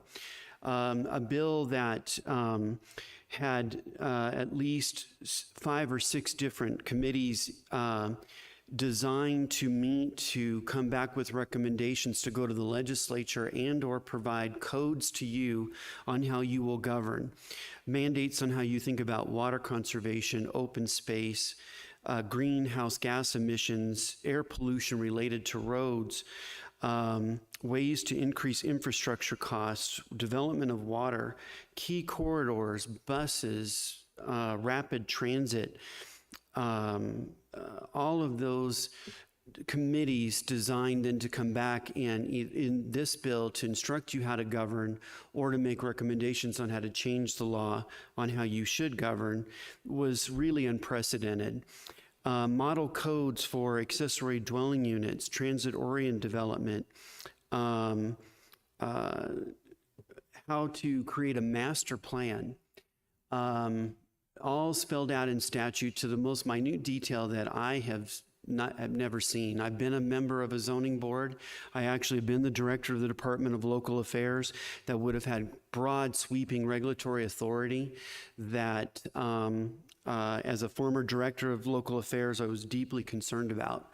And so when you take that into account and you look at other legislation, this real erosion of local control on energy codes, wildfire building codes, the way the state is treating broadband generally as just examples, I think that while I'm pleased that that bill died, it did uncover a mood in the legislature, my words, to go after local control. And I just think that local governments have a great story to tell. And my hope is, after this unprecedented cooperation that you've seen between Colorado Counties Incorporated, Colorado Municipal League, Republicans and Democrats unaffiliated, whether they were urban, suburban, or rural, we have an opportunity now to continue that work that we did together and go and tell Colorado about the good work that is done in local government related to growth and development. That we talk about intergovernmental agreements, we talk about revenue sharing, the growth that has been channeled in areas that make sense for local communities and meet the visions that are already spelled out in plans across the state. And if we do that, I think the next session won't be as challenging. And again, I just would suggest that we have a great story to tell, and local governments should seize this opportunity and get out there and say it one more time. I will conclude what I was going to say briefly to say how much I appreciate the comments made about my friend Stephanie, who I met years ago when I was an intern in college for my legislator, and she was Scott McGinnis's aide in the House as chief of staff, or I think we call it chief of staff now. Back then we were assistants, and she introduced me to a previous board of commissioners to represent all of you, and I'm grateful for that and all the work that we have done. And there's a lot that's said about elected officials when we write history books, and a lot of times folks like Stephanie don't make it in the history books. But I will think about the Boys and Girls Club in Craig. I will think about the State Fair in Pueblo. And I will think about when she worked at the Department of Health, the creation, which she cared so passionately about on the Office of Suicide Prevention.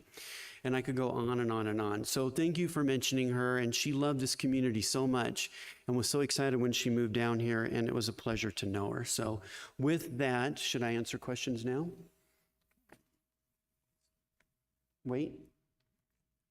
I will wait. So thank you for your time. Yeah, thank you, Ryan Parcell. We'll get to questions in just a moment, but a couple of things I wanted to recap first. Brandon and I strongly agree, and I think the rest of the board does too, that we have the privilege of working with Mike Beasley and his team. I'm astounded when I go to events and discuss what it is that Brandon and I do. The question comes up of who we work with, and to a person, regardless of political affiliation, everybody has tremendous respect for Mike Beasley and his team. So thank you both for everything that you do on our behalf. I'll just say real briefly that that as difficult as this session was, and it was crazy to hear Brandon say that it's been 5 weeks, because 5 weeks after session feels a lot different than 5 weeks between January and May. But as challenging as the session was, I'm proud of some of the success that we as an organization have had, particularly in our efforts, our combined efforts to partner with the Colorado Municipal League and CCI to oppose Senate Bill 213. Also, we were able to get the Wagner-Peiser fix that we needed to make sure that the Pikes Peak Workforce Center employees continue to be local employees, and that they can leverage their understanding of our local needs to serve our citizens. I would be remiss if I didn't say that our work wouldn't be possible without the support of every county department and elected office. So special shout out to, and I'm afraid I'm going to miss somebody here, but DHS, Facilities, Planning and Community Development, who we ran ragged during this last session, Economic Development, the Pikes Peak Workforce Center, Human Resources, who were instrumental in our work in trying to reform the Equal Pay Act, our Finance Department, Veteran Services, Communications, who helped us put together a lot of the more publicly consumable items, Parks, DPW, and of course, the County Attorney's Office, making sure that we were understanding all the legal terms after we read something 4 or 5 times and still didn't know what it meant. And I also have to give a shout out to our House and Senate delegation members who took the time to listen to our positions during this last legislative session. We have a special partnership with many members of our local delegation, as well as some people throughout the state, which we appreciate and are critical to us telling our story about the positive or negative impacts that a piece of legislation would have on our organization. Last but certainly not least, I have to thank each and every one of you. Your engagement during this session, whether it be on CCI phone calls, reviewing letters that were going to be sent, or testifying on legislation, really helped magnify and put an exceptionally fine point on the efforts. And in particular, our state legislative liaison, Carrie Geithner, did an exceptional job in helping us channel message and communicate our viewpoints. So with that being said, thank you again for all of your support during another session. Even though somebody from the public may think that because the session is done, that the work is done, we know that that's not the case. We already have deadlines coming up for the next legislative session. Mike was talking about interim committees that are going on over the summer. There's plenty of work to do. And so we appreciate, as always, your ideas and guidance on what priorities we should focus on next year so we can start to lay the groundwork. Having said that, I'd love to open it up for questions. Do we have any comments or questions from commissioners?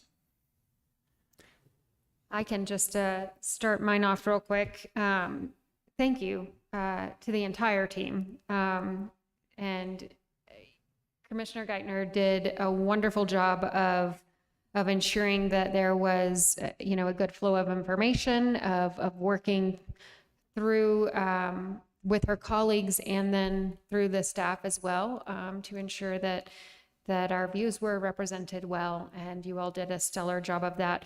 I wanted to particularly pick up on one thing that Mr. Parcell mentioned, and that is the Wagner-Pizer fix, which it's remarkable, first of all, how quickly you all were able to identify and work with our other partners that were affected really by something that should be dealt with in federal legislation.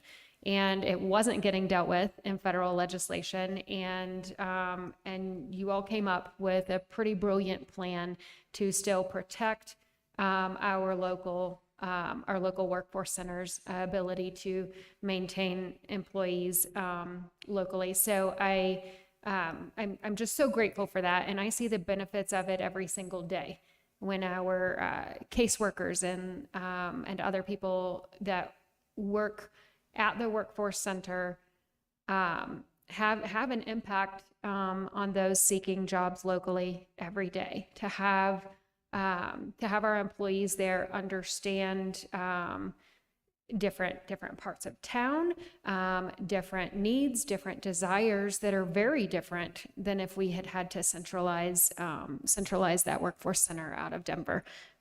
So I see those benefits every day. I think our community members seeking jobs and seeking training and seeking upskilling see those benefits every day. So I'm really grateful that was just quick, brilliant thinking, and because you have the long-term relationships, you were able to actually make that happen and see it through to the end.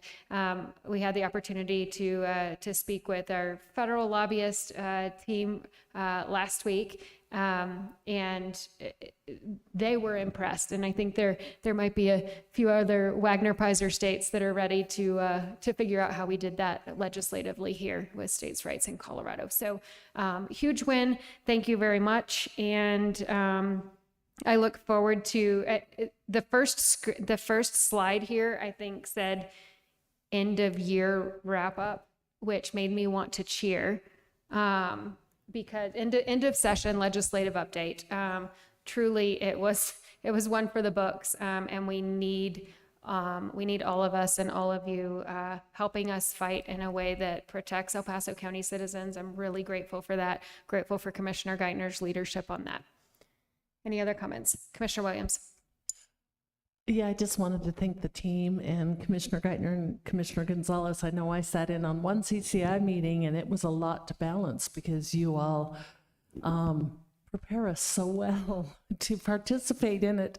And it was quite a lot for me to balance in that one meeting, and amongst all of the other responsibilities I had going on. earlier this year. So I appreciate the efforts, especially on the land use bill. I remember a state representative reaching out to me, not having dealt with land use issues before, and saying, well, you know, why can't you just put accessory dwelling units in backyards? And you start thinking, now I live in an HOA now, and if we propose accessory dwelling units in our courtyard, oh boy, that would be the end of the HOA right there. But back when I lived in a house, I just couldn't imagine how it would overwhelm the parking. Just to have my neighbor put up, two of my neighbors on either side, put up an accessory dwelling unit that had been approved by some Denver bureaucrat without knowing the parking situation, the school kids,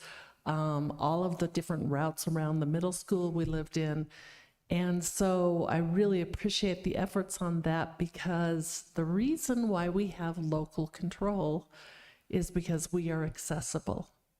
And people can come in front of us, and 200 people can sit in our auditorium and tell us why they don't want something happening. People can call about a business that they're objecting to, and we can look into it and make a ruling on that. And we are the ones that they elect. We're the closest to the citizens. And that's really important. I do hope and I do wish that the governor would understand that message. I think we're having another fight next session on housing issues. It's not the way to deal with the housing crisis is to reopen that construction defect legislation, make it so we can build condos again without risk. So that, because in the Colorado Springs community, we've only built 7 condominiums in 10 years since that legislation passed. It is just too big of a financial liability for a developer to take on building condominiums if they know they can be sued for the construction defects. And those are the starter homes that my kids would like to occupy. And they're not planning on coming back here because those homes are not available. I have 2 children who own condominiums, one in Utah and one who does own one up in Denver, but he rents it out right now. And they're making plans to live in other states because the cost of housing is so high. And it comes down to that construction defect legislation, which the Democrats, I suspect they know, but they will not acknowledge. So we just continue to fight the fight, and we'll look forward to fighting again next year. Thank you. Thank you. Commissioner Vanderwerf. Thank you, Madam Chair. I appreciate the comments provided so far this morning, and my thanks to the entire team for the work that they did, from our lobbyists to our board and the staff. I just find it amazing that about 213, this concept of centralization of land use, I don't know exactly how that would have manifested itself had it succeeded to get through the legislature, but if you kind of do a calculation of the number of land use items across the state, 64 counties, either on consent or requiring an actual hearing, and consolidate that into a single place, there would have to be some type of state body that would need to address 40 land use items a day, 7 days a week. An unending, incredibly gigantic stream. And then you have to bring all these people from all over the state that have a stake in those issues and bring them to somewhere where they're going to have some kind of forum where they can voice their views, whether they be in support or in opposition. That's just ridiculous. That's just insane. The cost of that would be gigantic, just on travel alone for those people that are interested in opposing or supporting these. Just the cost alone is gigantic. So I just don't understand why anybody would logically feel that something like that makes any sense. If the goal is to figure out how to get more affordable housing, that is not the way to do it. That just, I don't understand it. But I am interested in a question for Mr. Beasley. You mentioned creating a mood in the state legislature. I think that was a mood about the value of local control, if I understood correctly. Was that accurate? And perhaps you could expand on that a little bit more, that, the fights that took place on some of these bills helped to bring to light the value of that, because I think you're right. If that's true, that is something we need to tell more about from a story point of view, leading up way in advance of into the next legislature, because there may be some things we can do while not violating local control and unfunded mandates. So I appreciate the question, and that was what I was indicating to the board. I would say that what we saw, I'm getting old, and Colorado is changing, and we have a lot of new legislators, and not all of them were born here or have lived here a whole long time. I had 2 legislators that were freshmen to ask me what the Tabor Amendment was. They don't have an understanding of how growth pays its own way, whether it's through investments made by the private sector or a combination of public and private or special districts, et cetera. And so why these policymakers see smoke, but they don't know exactly where the fire is. And so my point today, and was in this last session, is I think local governments do a pretty good job. And listen to their constituents, as Commissioner Williams indicated, and that's important work. But I don't know that we say that a whole lot as local government officials around our state, and that maybe we should have more of those conversations in public to try and educate folks on what we do. And I think the next session will be different. These legislators will go back with a new understanding or a new appreciation, hopefully, of what you all do, what's been done before you, that most local governments do have plans on how they want to grow, that they do know they are concerned about water, but what's their water plans? Those types of things. And I think then when you go back to CCI and we work and build coalitions with CML and the public sector, private sector, again, that the outcome will be different, the conversation will be more meaningful, and there might be some things there that we can get done together. Thank you. And maybe as a quick follow-up, in just some of the conversations that I have, some of this is because I sit on the State Board of Health. I get to speak to the board members of that State Board of Health, many of whom do not reflect my principles. They have a different point of view of the world. They were also deeply concerned about what was going on in the state legislature. They were also deeply concerned about that. If you will, I might call these centrists, regardless of party, just still centrists. And they were really deeply worried about what was going on. And they believe in the value of local government and the ability of local government to connect to the people, that they represent. So I'm going to make the point. I think there is some interesting scope of action available to us here for the next legislative session that it can include centrists, regardless of their party, who really, I'll just make the point, are actually, and I heard this was said to me several times, actually just scared of the progressive agenda and what it might do to the state of Colorado. So I think there's potential there, a lot of potential there for teaming up with a lot of people that really deeply worry about that. I agree, and I would say that El Paso County is a leader in the legislature as the state's largest county. We work. You have a diverse delegation in the legislature. We reach not just across that aisle, but we work with both the public and private sectors. We're fortunate to have Dylan Pepper with us, who is a recognized budget expert. That we're able to work with counties across our state and cities on things like human services, transportation. The fiscal notes related to all of these bills that we've just described, and then some. And so I think we're in a good position to help bring people together to tell that great story about what is going on in local government, because all the public, in my mind, my opinion, has heard is what isn't getting done. And I think there's a story to tell, and I look forward to continuing to tell it. Thank you. Commissioner Gonzalez. Thank you, Madam Chair. I just want to thank the team. I highlight again to the public the great work that the team has done for us. A lot of people don't realize El Paso County is a leader. the gentlemen here are helping us with the legislature and a lot of different issues at the state.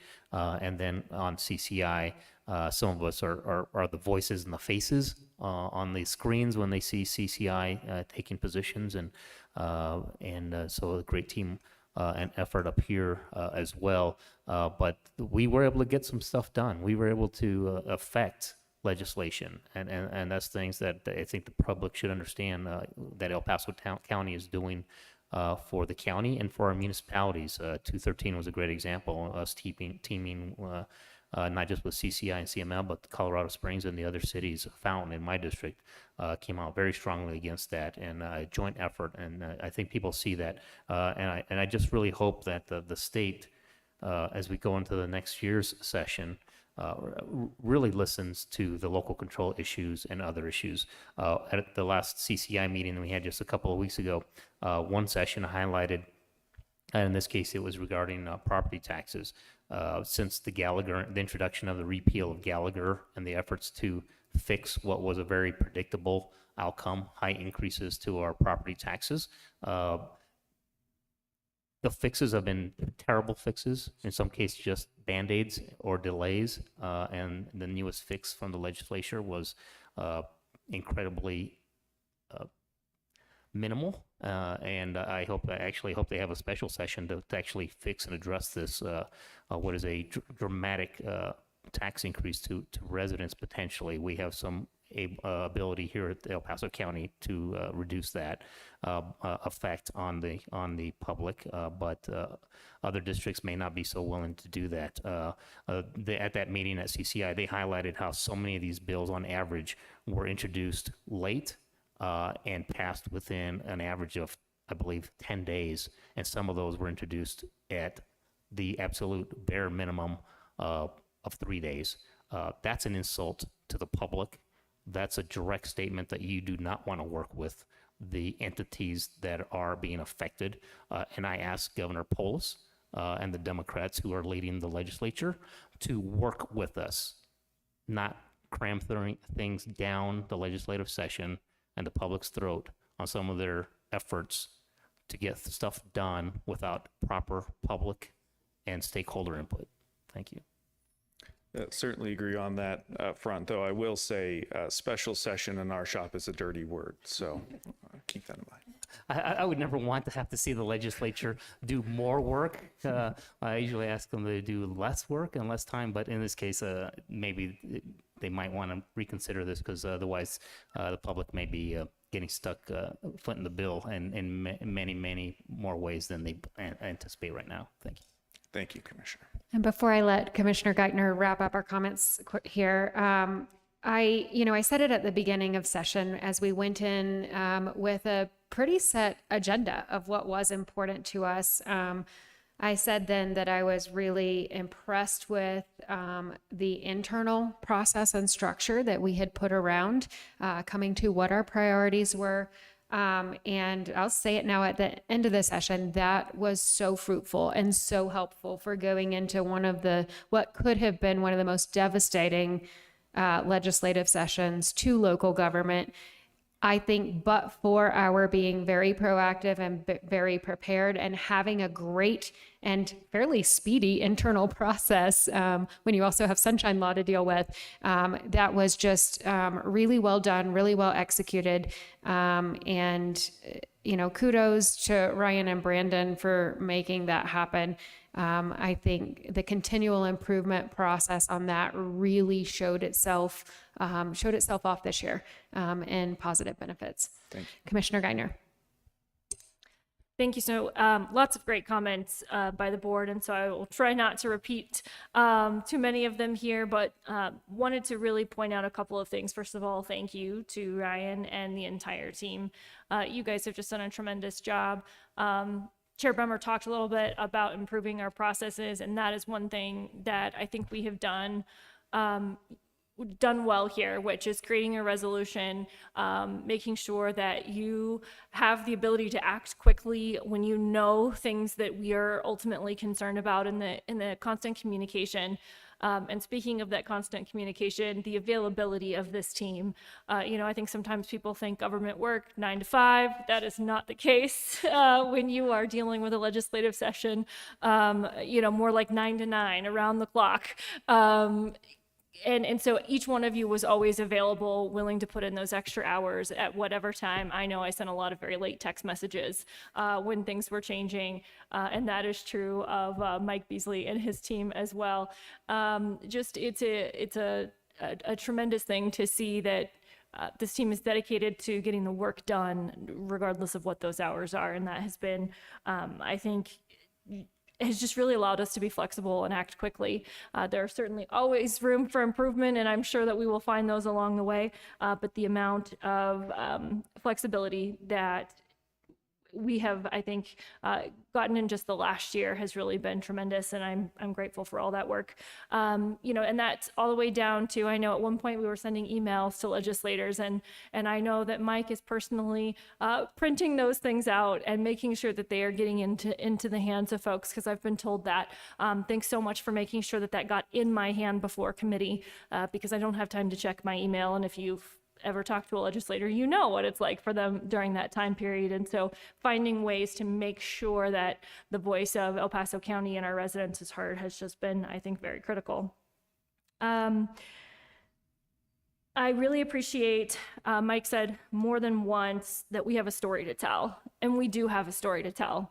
I think that when you look at El Paso County and Colorado Springs and the smaller municipalities here, there's a lot of great things that we're doing, which is one of the great benefits of having local control.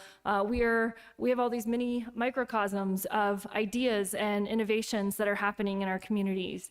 And I think that when we look at what's happening in Colorado Springs and El Paso County, we really do, not just because we are the largest leader, but we have the opportunity to lead because, well, we have some good ideas here. There are things that are working here. Recently, it's come up more than once that when you look at the state of Colorado, we are seeing Denver in decline. We are seeing people moving out of Denver. We are seeing businesses leaving because of some of the problems that Denver is facing. And we are seeing the rise of Colorado Springs and El Paso County. I don't think that's an accident. I think that's because we have great policies. We are doing some really great governing here. And we not only have the privilege, but also the responsibility of saying, here's what's working, Colorado. Let's look for ways for us to continue this type of governance. And also, here's where state statute is either getting in our way or we need help to make sure that we can continue on that path. So I really look forward in the next session as we take what we learned in terms of especially finding ways to partner regionally with folks to have a bigger voice in that conversation.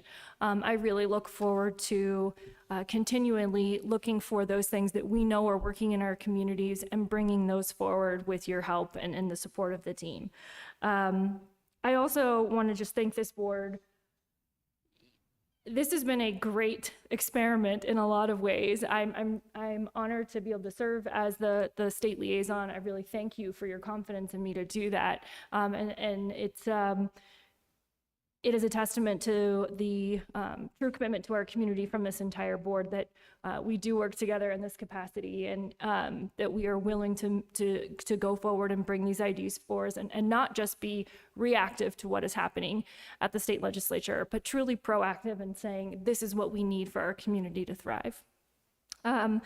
There are no egos when session is on and we are working so quickly. I appreciate Commissioner Bremer saying that I did a good job of relaying information. I certainly tried, but I know there are times that I fail just because there are not enough hours in the day.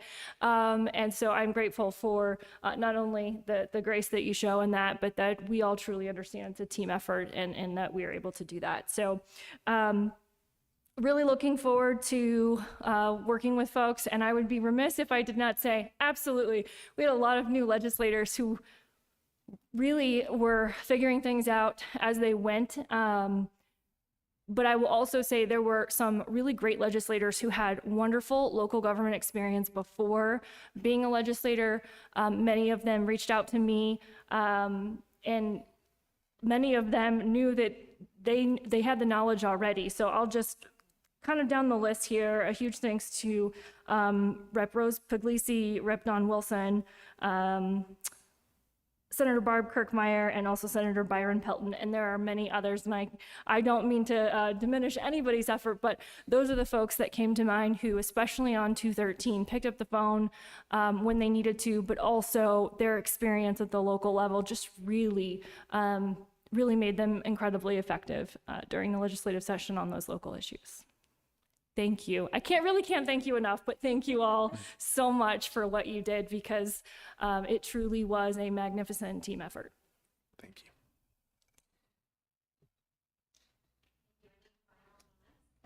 Any final comments? Okay, thanks again for being so patient and being here for the long haul this morning. Item number 15. Item number 15 is the addendum, and there is no addendum today. Item 16.